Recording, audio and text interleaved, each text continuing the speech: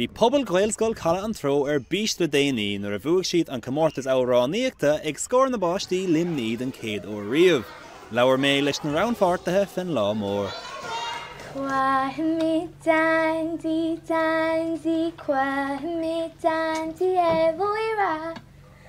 Kwahmi dandy dandy, rogusta givona.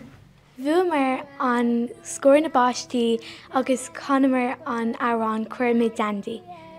Agus bhí mu just bís chun é a bhuacin.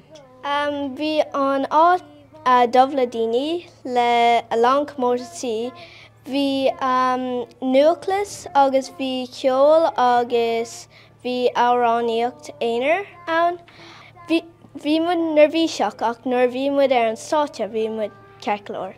Cuirmí dandy dandy, cuirmí dandy, evora cuirmí dandy dandy, broga sucky vana, cuirmí dandy dandy, cuirmí dandy, evora cuirmí dandy dandy, broga sucky vana, ora dasas ora. Bhí muid ag cleachta le haig bhí amháin, agus bhí muid ag cleachta go hon crua, chun an airnas fear chuna.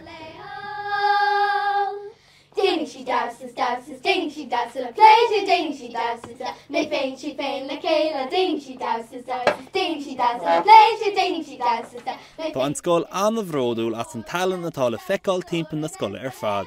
Beis ag súil níos mó a bhuachan amach an so.